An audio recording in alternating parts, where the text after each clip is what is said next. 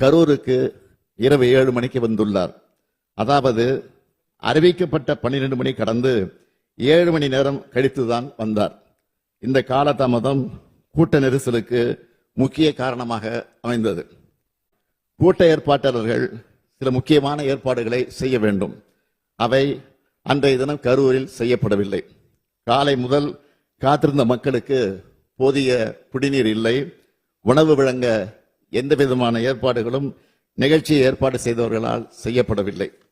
இயற்கை பாதைகளை கழிக்க பெண்களால் வெளியில் செல்ல முடியவில்லை. கேரவன் வாகனத்தை பின்தொடர்ந்து பெருவாரியான ரசிகர்களும் கட்சியினரும் நிகழ்ச்சி நடைபெறும் இடத்திற்கு வந்து கொண்டிருந்தனர்.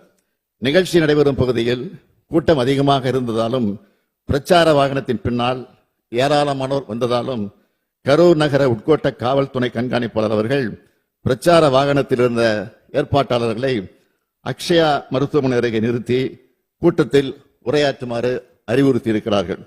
அதற்கு நிகழ்ச்சி ஏற்பாட்டாளர்கள் முன்பே அனுமதிக்கப்பட்ட இடத்தில்தான் பேசுவோம் என்று பிடிவாதமாக தொடர்ந்து முன்னேறி சென்றனர்.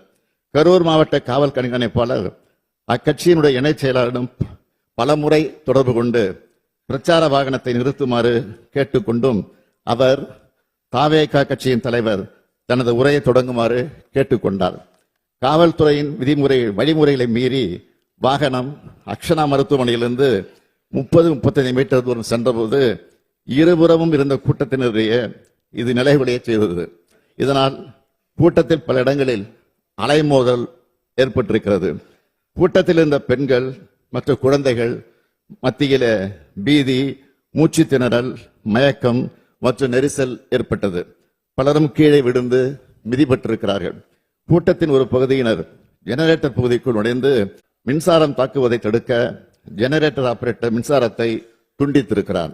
நிகழ்ச்சி நடைபெற்ற இடத்தில் கூட்ட நெரிசலால் காயமடைந்தும் சோர்வினால் மயக்கமடைந்தும் மக்கள் உதவி கோருவதை கவனித்து காவல்துறையினர் மருத்துவமனை ஆம்புலன்ஸுக்கு தகவல் அனுப்பி வரவழைத்திருக்கிறார்கள். இவ்வாறு கூட்ட நெரிசல் ஏற்பட்ட போது அவர்களை காப்பாற்றத்தான் ஆம்புலன்ஸ் வந்ததை தவிர நெரிசல் ஏற்படுவதற்கு முன்பு எந்த ஆம்புலன்ஸும் வரவில்லை.